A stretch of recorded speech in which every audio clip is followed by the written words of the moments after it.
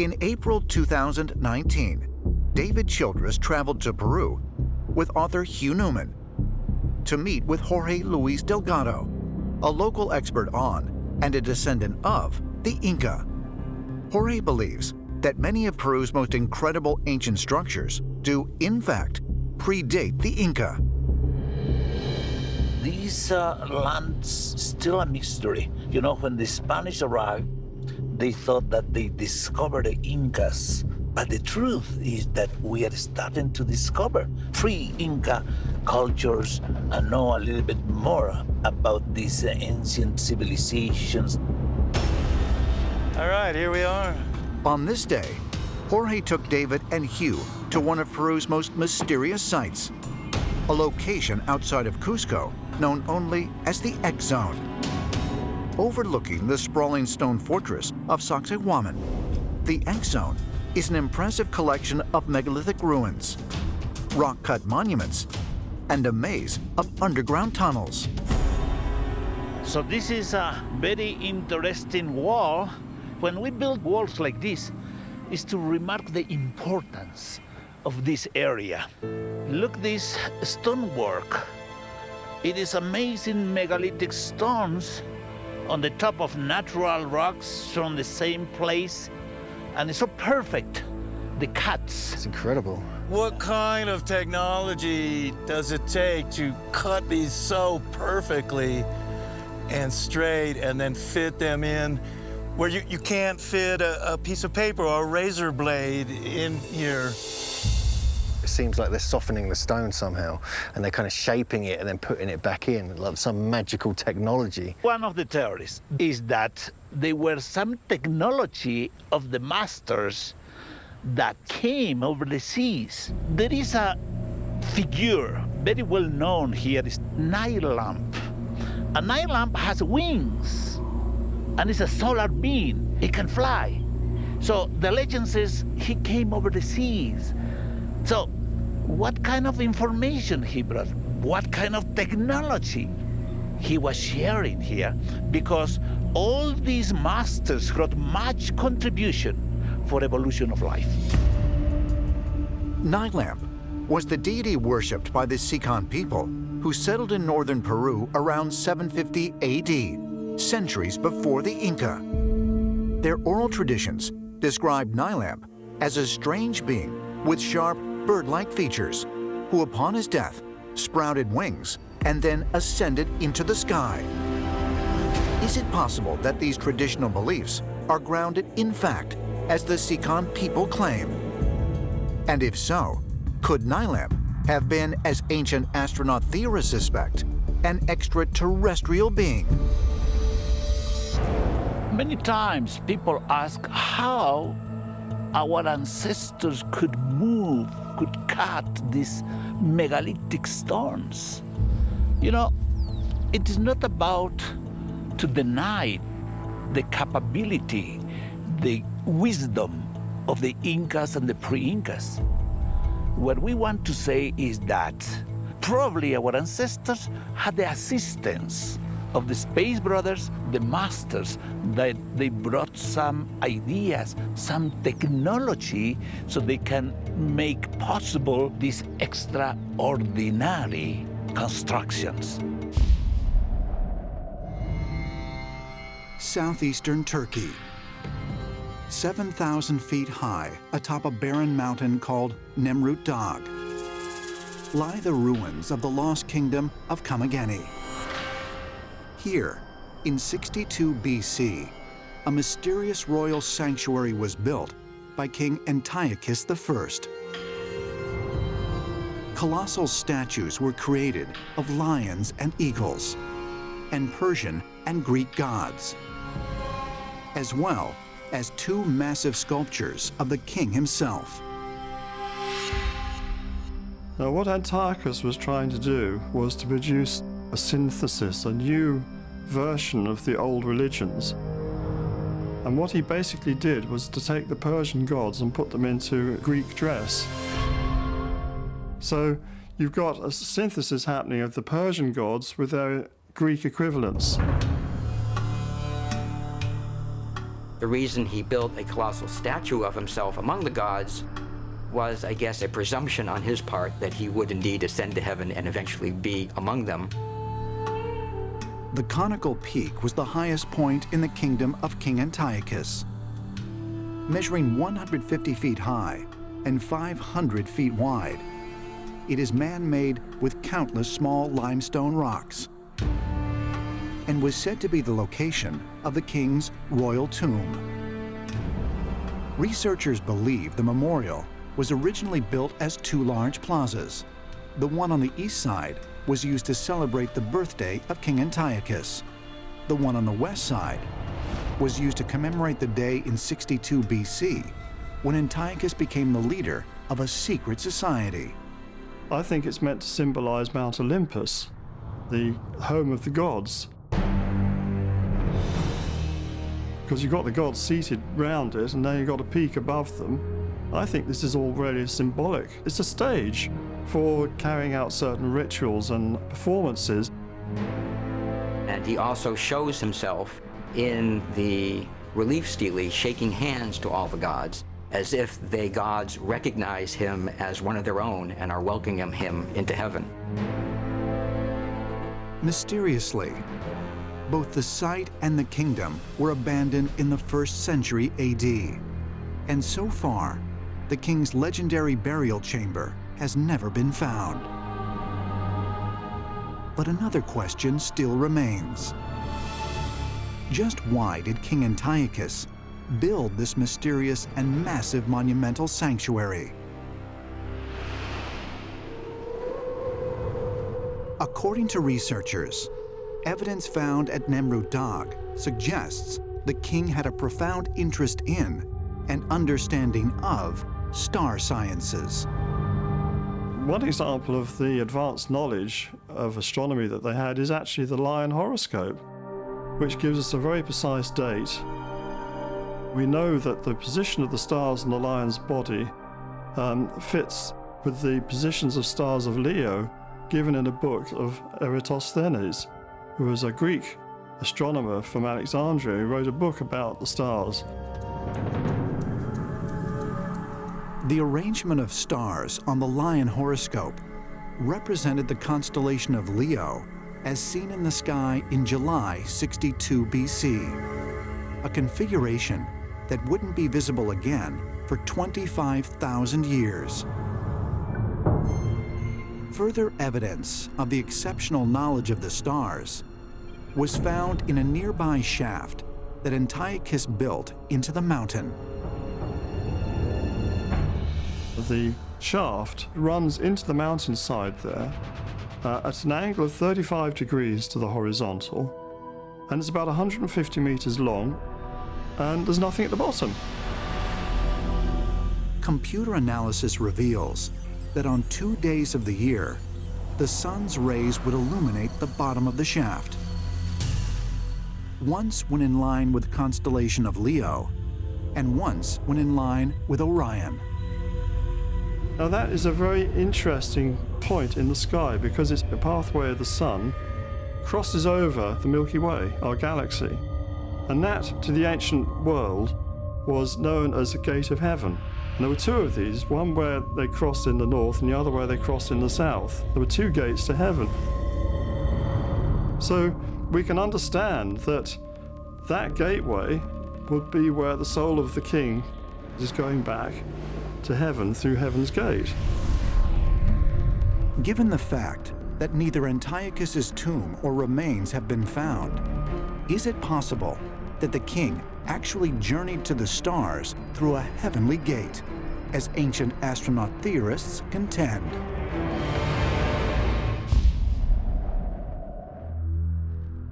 Central America. In a fertile valley between the Pacific Ocean and the Caribbean Sea, in what is now Honduras, lie the monumental ruins of Copan. This archaeological site is believed to have been the cultural and political center of the once mighty Maya civilization that thrived between 2000 BC and 800 AD. People have called Copan the Paris of Mesoamerica because it was such a place for the arts and humanities. The sculpture is beautiful. The architecture is just magnificent. It is believed that at one time, Copan was inhabited by as many as 20,000 people and covered an area of 10 square miles. But in the 9th century, this incredible Mayan city was abandoned and its people vanished. When Spanish conquistadors arrived in the 16th century, they found only a few farming hamlets. But why? They decimated their environment. Warfare became endemic. And it ended. And people left. They walked away. To some extent, the idea that the Mayans became a lost culture is a yes and a no. We know that they stopped building, but at the very heart of the Mayan is a belief, it's a religion, which continues to beat until this very day, saying, please pay attention to us because we have this vast body of knowledge we want to share with the world.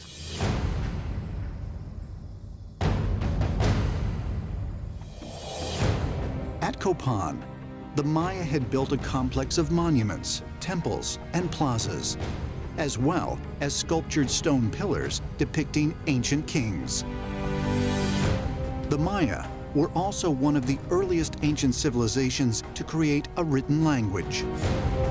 In the last 20, 30 years, there's been a huge advance in decoding of their hieroglyphs. This is something that's happened in our generation. It's still ongoing. Might a closer look at the Mayan stone carvings and their hieroglyphs provide proof of contact with extraterrestrials at Copan? According to ancient astronaut theorists, the answer is yes. Some of the large statues at Copan are infinitely fascinating to me because the gear that they're wearing is very reminiscent of something technological. One of the figures has a box with tubes coming out and buttons and just very weird things. These statues look like some type of a being wearing an astronaut suit. And in my opinion, that means that we were visited by some type of extraterrestrials who were very similar in appearance to us.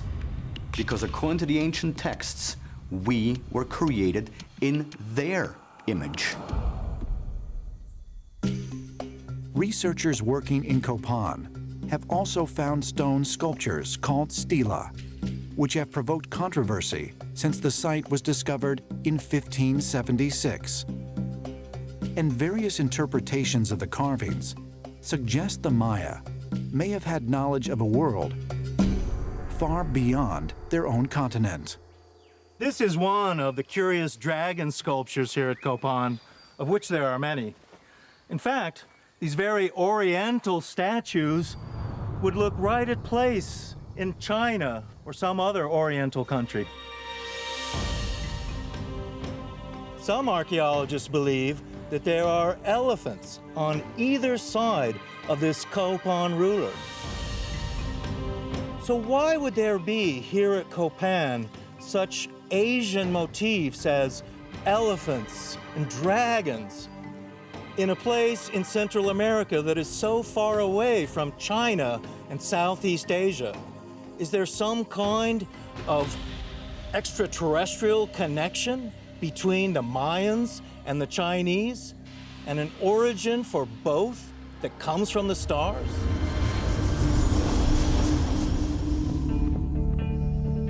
How could the early Maya of Central America have had knowledge possessed by people living in Asia, on the other side of the Pacific Ocean? One of the basic premises of the ancient astronaut theory suggests that there was contact between ancient cultures way before we give them credit. These ancient cultures were in fact connected by flying machines. And those flying machines were usually operated by extraterrestrials. Mexico City, beneath the current-day capital of Mexico, lie the ruins of the ancient Aztec metropolis known as Tenochtitlan. The Aztecs dominated much of central Mexico from the 14th to the 16th century AD. And Tenochtitlan is considered to be their first official settlement. An incredibly sophisticated city featuring a grid system of canals and causeways. But according to their historical texts, the Aztec civilization did not originate here. The Aztecs say they started from this place up in the north called Chiquimostoc. It was a cave, and inside that cave it had 7 different caverns. And there were said to be 7 different tribes. And the Aztecs say they were part of the 7 tribes that came from the 7 chambers of Chiquimostoc. While Chiquimostoc was once thought to be a mythological place, some scholars believe archaeological evidence suggests that it really did exist and is located at the site of the ancient pyramid complex known today as Teotihuacan. The place of 7 caves, we think maybe that has actually been located archaeologically at the site of the main temple of Teotihuacan, called the Pyramid of the Sun, which sits just north of the Valley of Mexico. Underneath it is actually a cave with 7 different spots that it extends out into. And that's where the Aztecs said their original ancestors came from. In the 16th century, Spanish chronicler Geronimo de Mendieta recorded the legends of the local native population. According to their accounts, the Aztec believed that they were fashioned by a group of stranded gods within these 7 caves. Mendieta wrote an account of Aztec legend. In this report, he describes a giant flint knife landing on the earth, and the earth was trembling and shaking as this enormous flint knife landed. Then some 1,600 gods disgorged from this thing, and they are responsible for launching Aztec civilization. The Aztecs talk about the many gods coming down to earth and creating humans. They create them out of bone, ash, and their own blood. And they make them somewhat in their own image, but they make them specifically so that they will honor them and they will serve them. All of a sudden, there is a description of a giant flint knife that descended from the sky, and somebody emerged out of it. One has to wonder whether or not our ancestors were witness to a landing of some type of a craft. If so, then the Aztec story suggests that at some point in our history, extraterrestrials created mankind. And something very strange was going on at Teotihuacan. Located just 30 miles northeast of Mexico City, the Teotihuacan complex encompasses nearly 8 square miles and is dated to the 1st century AD. It is the oldest and most sophisticated city of Mesoamerica, an area that extends from northern Mexico down through Central America. The civilization predated the Maya by at least 100 years. At its peak, it was said to have supported nearly 100,000 residents. It was also the largest city in the entire Western Hemisphere prior to the 15th century, and served as the major commerce and religious center for the region. The significance of Teotihuacan cannot be overstated. It is the Rome of Mesoamerica. The things that Teotihuacan did set the pattern for all other city-states after it.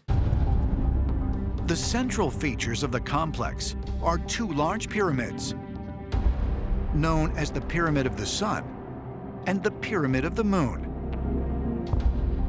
as well as a temple dedicated to Quetzalcoatl, the feathered serpent.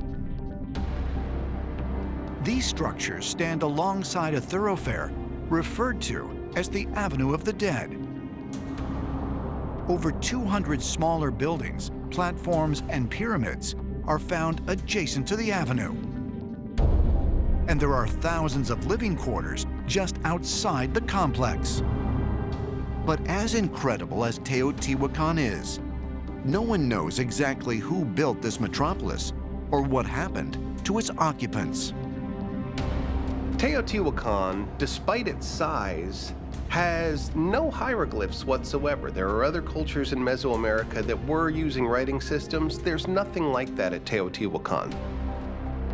So we don't really have a clear history of what happened at Teotihuacan, and we can't really find evidence of their rulers. We don't know who were the original Teotihuacanos. We don't know where they came from. We do not know how they were able to develop a complete, huge, complex citadel in the middle of nowhere and able to sustain thousands of inhabitants. We have such a sophisticated site that embodies engineering principles, craftsmanship, art. Where did it originate? Where are the smaller versions of this? Well, we don't find any. So we don't have a progression, an evolution to show where this came from. And so we have to ask, where did it come from? We become conditioned to look at these awesome works of stone architecture and think, oh, primitive people did that, and they used primitive methods with primitive technology. But we have to rethink the fundamental assumptions and come to a greater and greater level of understanding that the technology required to build these artifacts, in fact, is greater than anything that they possessed. But based on the local lore of the region, ancient astronaut theorists suggest that the original builders of the site may not have been human at all. All of the people in this area felt this city was a sacred site, connected to a divine realm. The population along the coast with the Totonac, they believe that the place was founded by a dozen sky gods, the lords of thunder. Other nearby Mesoamerican cultures had their own theories. One associated the site with the feathered serpent god Quetzalcoatl, who was said to have come from Venus.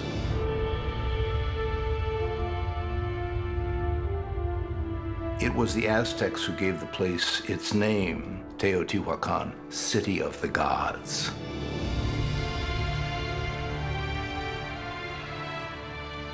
The name speaks for itself. So one has to ask the question, what gods?